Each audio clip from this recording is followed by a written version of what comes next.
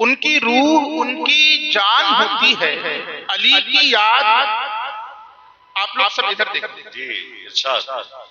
جی جی جی جی. علی کی یاد ان کی روح ان کی جان ہوتی ہے بے شک. علی کی یاد ان کی روح ان کی جان ہوتی ہے. علی والے جہاں بھی ہوں، علی والے جہاں بھی ہوں الگ ہی شان ہوتی ہے. واہ واہ واہ واہ. علی کی یاد ان کی روح ان کی جان ہوتی ہے. علی والے جہاں بھی ہوں الگ ہی شان ہوتی ہے. اور علی کے تذکرے سے تجھ کو ہم پر شک ہوا باعث. کیا بات ہے. علی کی یاد ان کی روح ان کی جان ہوتی ہے. علی والے جہاں بھی ہوں الگ ہی شان ہوتی ہے. اور علی کے تذکرے سے تجھ کو ہم پر شک ہوا باعث. شک ہوا باعث. علی کے تذکرے سے تجھ کو ہم پر شک ہوا باعث. ارے علی کے نام سے ایمان کی پہچان ہوتی ہے. علی کے نام سے ایمان کی پہچان ہوتی ہے. علی والے جہاں بھی ہوں الگ ہی شان ہوتی ہے. ہو جو بلبل کی زباں پر تو کلی مانگے ہے. ہو جو بلبل کی زباں پر تو کلی مانگے ہے. پاک لب ہی نہیں صحبت بھی بھلی مانگے ہے. ہو جو بلبل کی زباں پر تو کلی مانگے ہے. پاک لب ہی نہیں صحبت بھی بھلی مانگے ہے.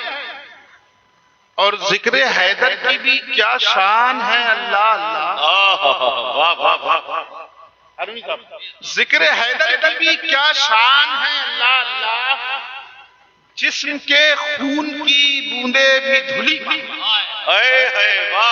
ذکر حیدر کی بھی کیا شان ہے. اللہ اللہ. جسم کے خون کی بوندیں بھی دھلی مانگے. ایک مرتبہ اور بابا سے بلند درجے پاک پیش فرما. اللہم صلی علی سیدنا مولانا محمد وعلی آل سیدنا و مولانا محمد کما تحب و ترضی بان تصلی علیہ صلی اللہ تعالی علیہ وسلم. یہ جو حضرات ویڈیوگرافی کر رہے ہیں سن لیجئے. آپ بند مت کیجئے اس کو. آپ بھی سنیے.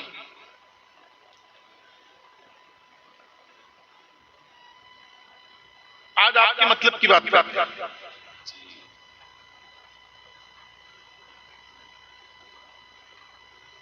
آج دنیا میں ہر شخص، ہر آدمی، ہر چھوٹا، ہر بڑا اسی فکر میں ہے کہ کیا کاروبار کیا جائے.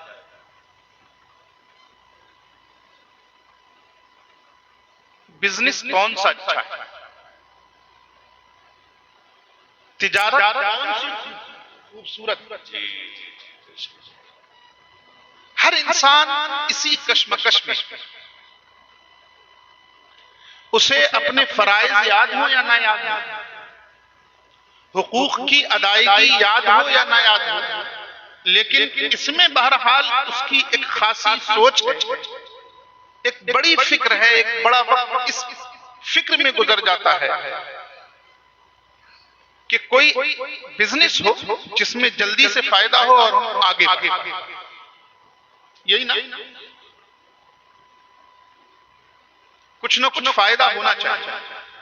اچھا، بزنس کے ساتھ ساتھ ہر آدمی یہ چاہتا ہے کہ بزنس ایسا ہو جو نقصان کے چانسز کم ہو، فائدے کے چانسز زیادہ. فائدہ ہو، نقصان کم یا بالکل نہ ہو. ظاہر ہے تجارت ہے تو نقصان کے چانسز ہوں گے. تجارت ہے تو گھاٹے کا بھی کچھ نہ کچھ امکان ہوگا. تجارت ہے تو خسارے کا بھی کچھ نہ کچھ امکان ہوگا. لیکن پھر بھی ہم یہ کوشش کرتے ہیں کہ خسارے کے امکانات بہت کم. وہ مرد ہو یا خواتین، سب یہ چاہتے ہیں کہ ہم جو بھی بزنس کریں اس میں گھاٹا نہیں ہونا چاہیے، اس میں خسارہ نہیں ہونا چاہیے، اس میں لاس نہیں ہونا چاہیے، صرف پروفٹ. اچھا، وہ لوگ جنہوں نے بزنس اپنے آباء و اجداد سے وراثت میں پائی، جن کے آباء و اجداد کا کاروبار کھڑا ہے، ان کے لیے تو کوئی مسئلہ ہی نہیں. ان کے لیے مسئلہ صرف اتنا ہے کہ اس بزنس کو، اس تجارت کو جوں کا توں برقرار رکھنا ہے یا آگے بڑھنا ہے. اگر وہیں کے وہیں سامان لے گئے جب بھی کوئی بات نہیں زندگی تو کٹی رہی. لیکن اگر لاس ہونے لگتا ہے، خسارہ ہونے لگتا ہے، گھاٹا ہونے لگتا ہے، تب پھر ہم اندر سے لرزنے لگتے ہیں. بزنس کتنا بھی بڑا ہو، لیکن جب یہ معلوم ہو کہ سال کے بعد جب پورے سال کا حساب ہوا تو اتنے لاکھ کا گھاٹا، یہ تجارت کرنے والا کتنا ہی بڑا آدمی ہو لیکن اندر سے لرز جائے گا، اس کے وجود میں زلزلہ آ جائے گا، اس کا باطن کانپ اٹھے گا. کیوں؟ اس لیے کہ ہر انسان یہ چاہتا ہے کہ تجارت فائدے والی، ہر انسان چاہتا ہے کہ بزنس فائدے والی، ہر انسان یہ چاہتا ہے کہ کاروبار ترقی والا ہو، اس میں پیچھے نہ ہٹے بلکہ آگے بڑھے. ہر انسان کی یہ خواہش ہے. اور ہم اسی کشمکش میں، اسی کوشش و کاوش میں، اسی جد و جہد میں اپنے دن کو شام کرتے ہیں، شام کو رات کرتے ہیں، پھر صبح نکالتے ہیں، پھر شام کرتے ہیں، پھر رات کرتے ہیں. جی بے شک. ہماری زندگی پوری گزر جاتی ہے اس کشمکش میں کہ چلیے اگر بڑھاپے میں بھی ہم نے ایک کاروبار کھڑا کر لیا تو کم سے کم بچے تو اس کا فائدہ اٹھائیں. ہمیں یہ نہیں معلوم ہوتا کہ ہم نے جس کاروبار کو اتنی محنت سے کھڑا کیا ہے، جس بزنس کو اتنی مشکل سے اسٹیبلش کیا ہے، کہیں ایسا نہ ہو کہ ہمارے بچے اس کو کھو دیں، ہمارے بچوں کا اس میں لاس ہو جائے، ہمارے بچوں کا اس میں خسارہ ہو جائے. ہم اس فکر سے الگ ہٹ کر صرف یہ چاہتے ہیں کہ ہم کے لیے کچھ کر جائیں، ایسا کر جائیں کہ پھر وہ چلاتے رہیں اور اپنا پیٹ پالتے رہیں. یہی انسان کی فکر ہے. لیکن یہ بات ہے دنیاوی بزنس.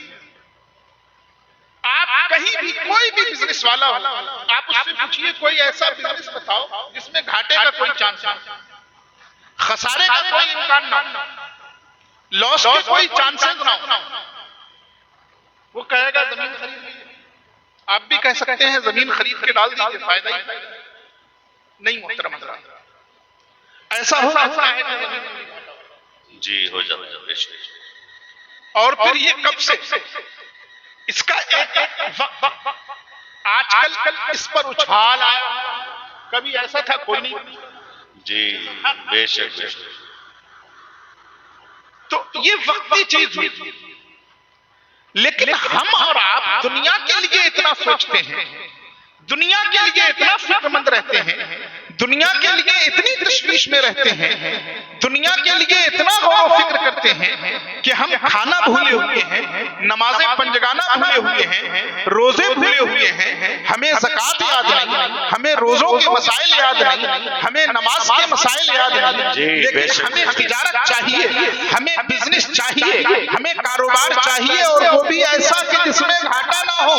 ارے مسلمانوں، تم بھول گئے تمہیں دنیا کے کاروبار میں اتنا مست ہونے کی ضرورت ہی نہیں ہے. آؤ میں تمہیں بتاؤں کہ رب نے تمہیں ایک کاروبار دیا ہے، رب نے تمہیں ایک تجارت دی ہے، رب نے تمہیں ایک بزنس دی ہے. ایسی بزنس، ایسا کاروبار، ایسی تجارت جس میں گھاٹے کا کوئی سودا نہیں ہوتا. آپ کہیں گے حضرت یہ کیا؟ ایسا کوئی بزنس؟ ہاں، ایسا بزنس جس میں گھاٹے کا چانس ہی نہیں ہوتا، جس میں لاس کا کوئی چانس نہیں، جس میں خسارے کے امکانات ہی نہیں ہیں. اور یہ بات کسی انسان نے نہیں کی ہے کہ اس میں خسارے کا کوئی چانس نہیں ہے. یہ بات کسی تجارت کرنے والے نے نہیں کہی ہے کہ اس بزنس میں لاس کا کوئی چانس نہیں ہے. یہ بات کسی کاروباری نے نہیں کہی ہے، بلکہ یہ بات اس نے کی ہے جو کہہ دے وہ ہو کر رہتا ہے. رب کریم قرآن میں ارشاد فرماتا ہے، وہ لوگ جو قرآن کی تلاوت کرتے رہتے ہیں، وہ لوگ جو قرآن پڑھتے رہتے ہیں، یہ ایسی تجارت کے امیدوار ہیں کہ ان کی تجارت میں کبھی بھی گھاٹا ہو ہی نہیں سکتا.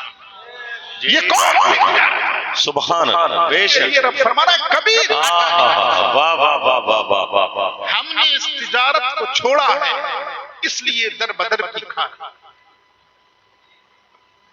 آج ہمارے مقدر میں در بدر کی ٹھوکریں کیوں ہیں؟ اس لیے کہ ہم نے اس تجارت. قرآن نے کیا کہا؟ بے شک وہ لوگ جو قرآن کی، اللہ کی کتاب کی تلاوت کرتے ہیں اور جنہوں نے نماز قائم کی اور خرچ کیا اس میں سے جو ہم نے ان کو دیا، کھل کر بھی چھپ کر، وہ اپنے رب سے امید رکھتے ہیں ایک ایسی تجارت کی جس تجارت میں کبھی گھاٹا ہونے والا نہیں. اب آپ کہیں گے یہ کون سی بات ہے؟ ہم تو دیکھتے ہیں کہ جو حافظ لوگ ہوتے ہیں، جو زیادہ تلاوت کرتے ہیں، انہی کے پاس دولت ہوتی ہے۔ جی ہمارے معاشرے میں انہی کو سب سے گیا گزرا سمجھا جاتا ہے۔ ہمارے ذہنوں میں یہ ہے کہ ان کا صرف ایک ہی کام ہے بس،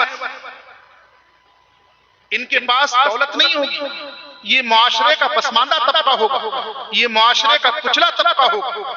نہیں محترم حضرات، یہ ہماری فکر کی غلطی ہے۔ اس لیے کہ جو حافظ قرآن ہوتا ہے، جو قرآن کی تلاوت کرنے کا عادی ہوتا ہے، جو قرآن کی تلاوت کرتا رہتا ہے، وہ کبھی بھی بے فائدہ نہیں رہ سکتا، اس کا کبھی بھی خسارہ نہیں ہو سکتا۔ یہ قرآن نے کہا ہے، بے شک بے شک، اس کا کبھی بھی گھاٹا نہیں ہو سکتا۔ ہو سکتا ہے وہ آپ کی نظر میں کم دولت مند ہو سکتا ہے آپ کی نظر میں مفلس ہو سکتا ہے اس کے پاس دولت کم ہو سکتا ہے دنیاوی مال و زر کے اعتبار سے وہ آپ سے پسماندہ ہو، لیکن وہ کبھی بھی آپ سے کمتر نہیں ہو سکتا۔ کیوں؟ اس لیے کہ اللہ کے رسول صلی اللہ علیہ وسلم نے فرمایا اغنى الناس حملۃ القرآن۔ کیا فرمایا؟ اغنى الناس حملۃ القرآن، لوگوں میں سب سے زیادہ مالدار حفاظ قرآن۔ یہاں ماشاءاللہ قرائے کرام کا بھی مجمع ہے۔ ایک حدیث پاک بہت مشہور ہے قاریوں کی دنیا میں، من لم یتغنى بالقرآن فلیس منہ، جو قرآن کو انغام کے ساتھ نہ پڑھے، خوش آوازی اور الہان کے ساتھ نہ پڑھے، وہ ہمارے راستے پر نہیں۔ اس کا یہ مطلب بہت مشہور ہے، لیکن اس حدیث کا اور ایک مطلب، وہ مطلب وہی ہے جو ابھی میں نے روایت پیش کی۔ اللہ کے رسول صلی اللہ تعالی علیہ وسلم نے یہ تو بتا دیا، یہ ہدایت فرما دی کہ لوگوں میں سب سے زیادہ غنا والا، لوگوں میں سب سے زیادہ دولت مند وہ ہے جو حافظ قرآن۔ کون ہے؟ جو حافظ قرآن۔ یہ حافظ قرآن بیٹھے ہیں، جو حافظ قرآن ہے وہ دولت مند۔ اب سمجھنا یہ ہے کہ ہم نے حافظ قرآن کو مفلس سمجھنا شروع کر دیا، ہم نے بے زر سمجھنا شروع کر دیا، ہم نے بے مال سمجھنا شروع کر دیا، ہم نے پسماندہ طبقہ کہنا شروع کر دیا، جبکہ قرآن یہ کہہ رہا ہے جو تلاوت کرتے رہتے ہیں کھل کر بھی اور چھپ کر بھی، ان کی تجارت ایسی تجارت ہے کہ اس میں گھاٹا نہیں ہو سکتا، اس کاروبار میں مندی نہیں آ سکتی، اس کاروبار میں خسارہ نہیں ہو سکتا، اس تجارت کو کبھی بھی دیمک نہیں لگ سکتی۔ اللہ کے رسول فرما رہے ہیں حافظ قرآن لوگوں میں سب سے زیادہ مالدار ہوا کرتا ہے، سب سے زیادہ غنا والا ہوا کرتا ہے، سب سے زیادہ دولت مند ہوا کرتا ہے۔ پھر کیا وجہ ہے کہ حفاظ پیچھے رہ جاتے ہیں؟ اصل میں بات یہ ہے کہ حفاظ کرام نے حفظ کو کر لیا، انہوں نے حفظ کیا، وہ قرآن کی تلاوت بھی کر رہے ہیں، حفظ بھی کر چکے، قرآن کی تلاوت کر رہے ہیں، قرآن پاک بھی پڑھ رہے ہیں، رمضان میں سنا بھی رہے ہیں، کہیں دوسری جگہ کسی کو پڑھانے کی باری آئی وہ پڑھا بھی رہے ہیں، لیکن یقین جانیے ابھی حفاظ قرآن نے اپنی قدر نہیں سمجھی ہے۔ اگر جس دن حفاظ قرآن نے اپنی قدر سمجھ لی تو آپ انہیں پسپا نہیں سمجھ سکیں گے۔ ابھی انہوں نے صرف یہ سمجھا ہے کہ ہمارے استاذ نے 30 پارے ہمارے دل میں رکھ دیے ہیں، ہم نے قرآن کے 30 پارے یاد کر لیے ہیں، ہم نے قرآن کے 30 پاروں کو ذہن نشی کر لیا ہے۔ نہیں محترم حضرات، ارے یہ وہ قرآن ہے جس کے بارے میں اللہ کے رسول نے امت کو دینے کے بعد ارشاد فرمایا ہے من لم یتغنى بالقرآن فلیس منا، جو قرآن پا کر بھی اپنے آپ کو دولت مند نہ سمجھے، جو قرآن پا کر بھی غنی نہ ہو جائے، جو قرآن پا کر بھی مالدار نہ بنے، وہ سمجھ لو کہ ہمارے راستے پر نہیں ہو سکتا۔ جب رب نے تجھے قرآن جیسی طاقت دے دی تو دنیا کا سب سے مالدار تو بے شک بے شک بے شک، سبحان اللہ، تیرے سینے میں دولت قرآن۔ بہت خوب ماشاءاللہ، بہت خوب، نعرہ تکبیر، نعرہ رسالت، فیضان حضور مخدوم اشرف، مدرسہ چشتیہ فیضان اشرف، سبحان اللہ، بہت خوب ماشاءاللہ۔ بے شک وہ لوگ جو اللہ کی کتاب کی تلاوت، یہ کیسے کمزور ہو سکتے ہیں؟ ایک حدیث پاک یاد آ رہی ہے، حضرت عمر ابن خطاب کا دور تھا،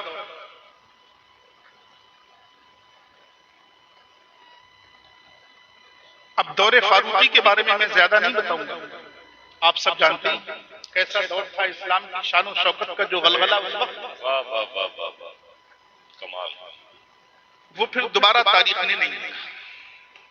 بہرحال حضرت فاروق اعظم نے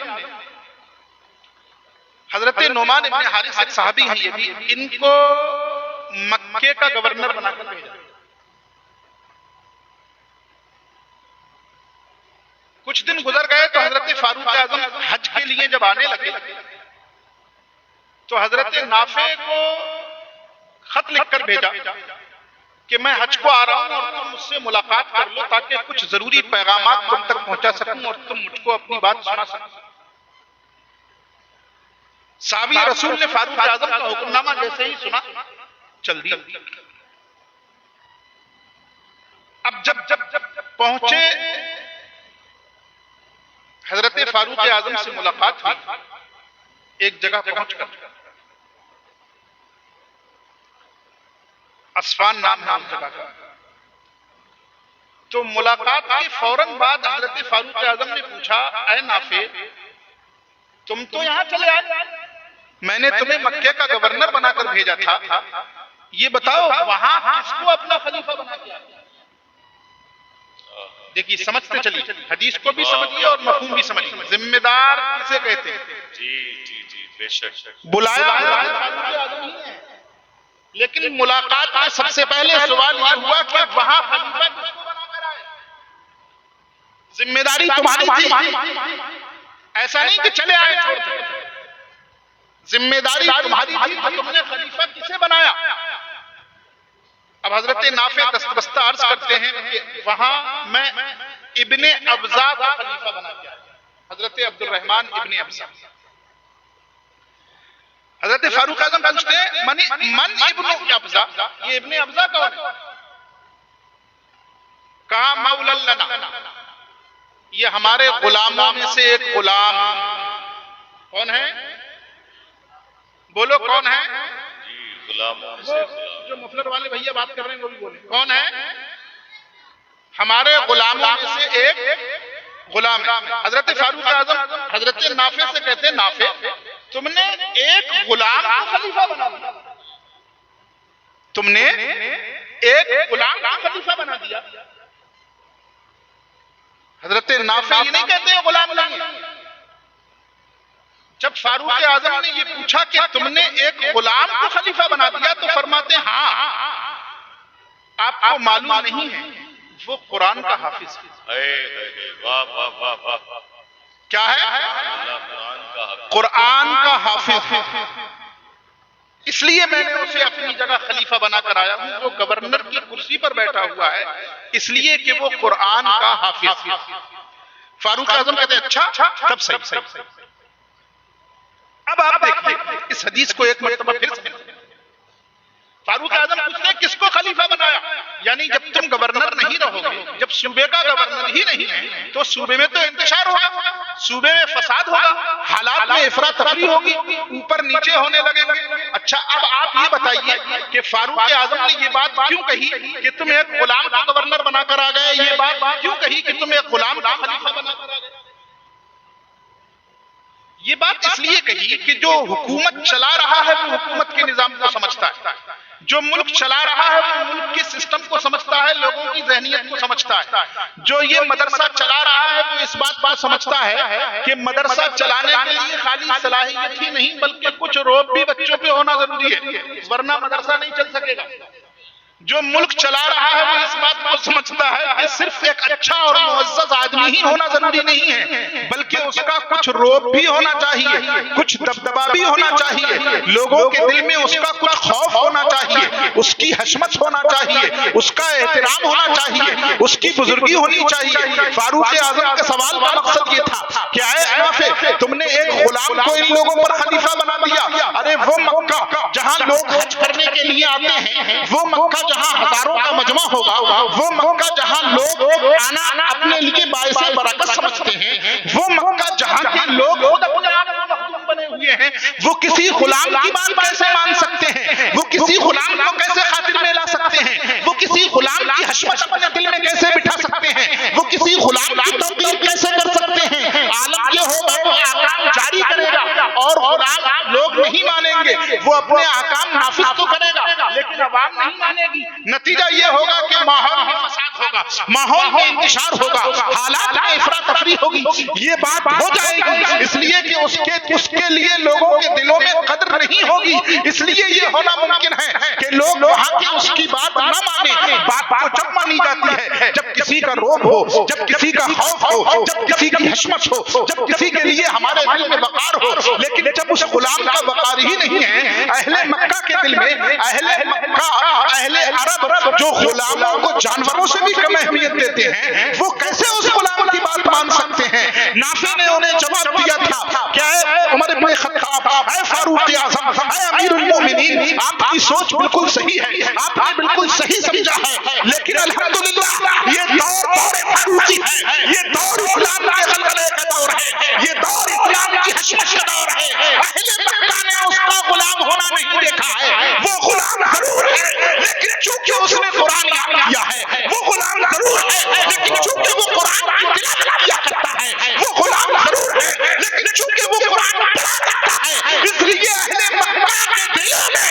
اس کے لیے وقار ہے، اہل مکہ کے دل اس کے لیے بچھے ہوئے ہیں۔ جب وہ کوئی حکم جاری کرتا ہے تو اہل مکہ دل نہیں اپنے سر بھی اس کے حکم کے آگے جھکا، اس لیے وہ مستحق ہے۔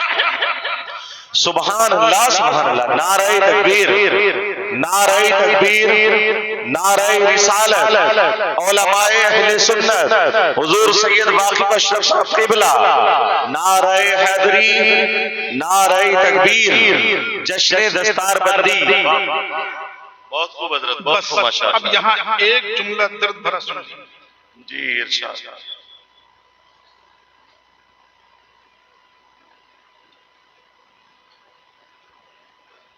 جب تک آپ نے حفاظ کا ویسا احترام کیا تھا، جی جی جی جی بے شک، اس دور تک آپ تھے۔ حق بات ہے، حق حضرت۔ اب آپ نے حفاظ کا احترام ویسا کر دیا جیسا آپ، وہ دور فاروقی تھا۔ آج آپ جس حال میں جی رہے ہیں آپ خوب جانتے ہیں۔ ہم نے اس کتاب کو نہیں سمجھا جس کتاب کے ذریعے، جس کتاب کو دے کر کہا گیا تھا ہم نے تمہیں دولت بہت بڑی بڑی بڑی، ہم نے اسی کو بے قدر کر دیا،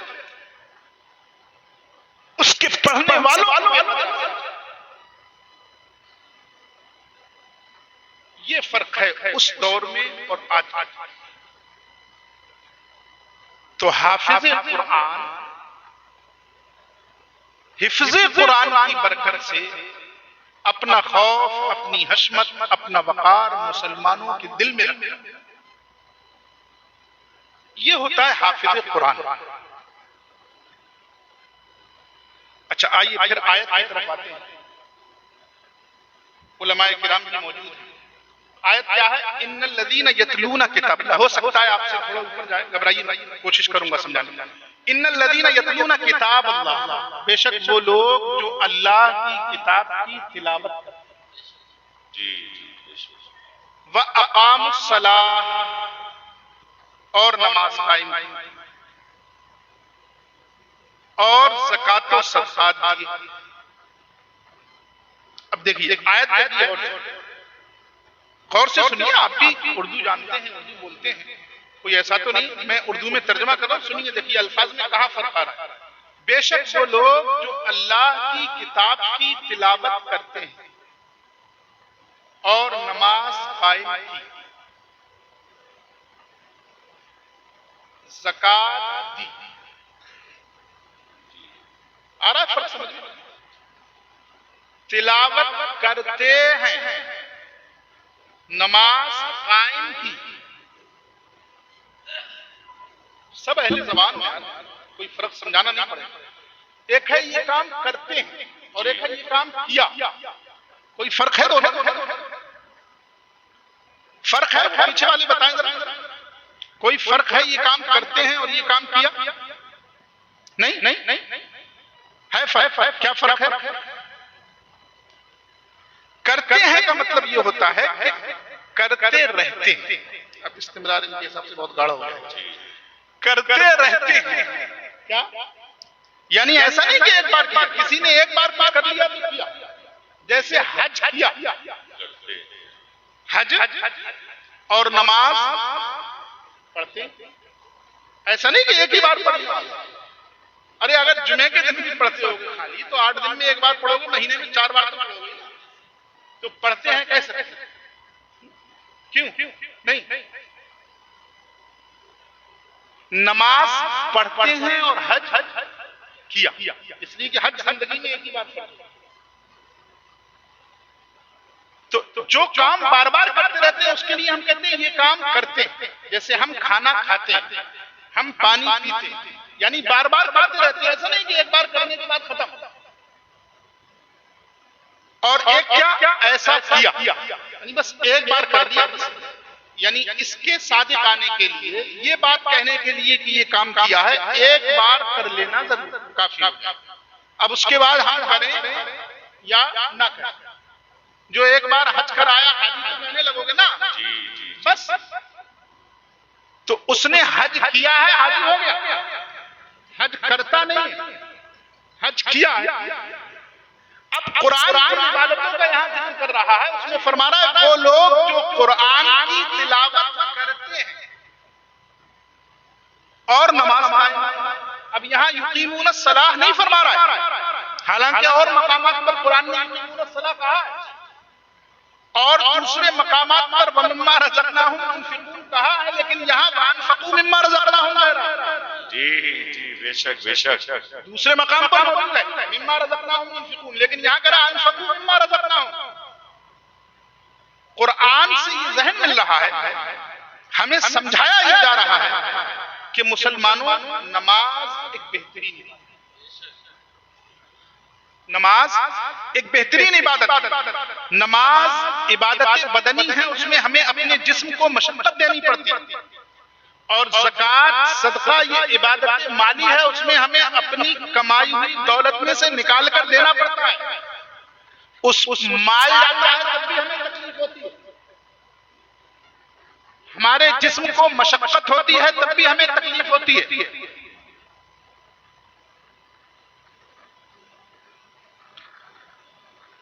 قرآن بتا رہا ہے کہ عبادت کوئی سی بھی، لیکن جو عبادتیں رب نے فرض کی ہیں ان کی اپنی ایک اہمیت ہے. ان کے لیے تم پر فرض یہ ہے کہ اس کے وقت پر کما حقہ، اس کے تمام حقوق کے ساتھ ادا کرنا. زکوٰۃ فرض ہے، ٹوٹل حساب لگا کے ایمانداری سے دے دو. نماز فرض ہے، تمام حقوق کے ساتھ اس کے وقت میں جماعت کے ساتھ مسجد میں جا کر پڑھا. یہ بھی اعمال صالحہ ہے. لیکن جہاں قرآن کی تلاوت کی بات کرتا ہے وہاں پھر یتینا فرما یہ بتانے کے لیے کہ دیکھو یہ عبادتیں جو دوسری ہیں جو تم پر فرض کی گئی ہیں، ان کے فرض کرنے کا ایک وقت ہے. یہ جس وقت پر فرض کی گئی ہے اسی وقت میں تم ادا کرو گے. ظہر کی نماز ظہر کے وقت میں ادا کی جائے گی. اگر ایک بار ظہر کی نماز پڑھ لی اب دوبارہ نہیں پڑھنا. ایک بار عصر کی نماز پڑھ لی اب دوبارہ نہیں پڑھنا. ایک بار مغرب پڑھ لی اب دوبارہ نہیں پڑھنا. ایک بار جمعہ پڑھ لیا اب دوبارہ بولو یہ بھی بتانا پڑے گا. ایک بار جمعہ پڑھ لیا اب دوبارہ پیچھے والے پڑھ لیا، سب سے پیچھے والے ایک بار جمعہ پڑھ لیا دوبارہ نہیں پڑھنا. اس کا مطلب یہ کہ دن بھر میں جمعہ ایک بار پڑھا، جمعہ پڑھتے نہیں ہیں، جمعہ پڑھتے نہیں ہیں. زکوٰۃ ایک بار دے دی اب دوبارہ واجب نہیں ہونا، دوبارہ فرض نہیں ہونا. اس کا مطلب یہ کہ اب ایک بار دے کر ہم زکوٰۃ دینے والے ہو گئے. اب قائم کی، یعنی نماز اپنے وقت آیا نماز قائم کر دی، ظہر کا وقت آیا نماز پڑھ دی، عصر کا وقت آیا نماز پڑھ دی، مغرب آیا نماز پڑھ دی، عشاء آیا نماز پڑھ دی، سال پورا ہوا صاحب نصاب تھے زکات دے دی، حج فرض تھا حج کر لیا، روزہ فرض تھا روزہ رکھ لیا. یہ ساری عبادتیں اپنے اپنے وقت پر ہوں گی. یہ ایک بار کرے گا اس لیے کہ ایک بار تم پر فرض کیا گیا ہے. سمجھو قرآن کے فلسفے کو قرآن بتانا یہ چاہ رہا ہے کہ یہ تو میں نے فرض کیا ہے، یہ تمہیں ایک بار کرنے سے میں تمہیں ثواب دے دوں گا، لیکن قرآن کی تلاوت میں نے نماز کے علاوہ تم پر فرض تو نہیں کی ہے. لیکن پیارو میرے بندو اسے ہلکے میں مت لینا، اس لیے کہ نمازیں قائم کرنا اور زکات دینا یہ رب نے دوسرے اور تیسرے نمبر پر رکھا ہے، پہلا نمبر پر تلاوت قرآن کو رکھا ہے.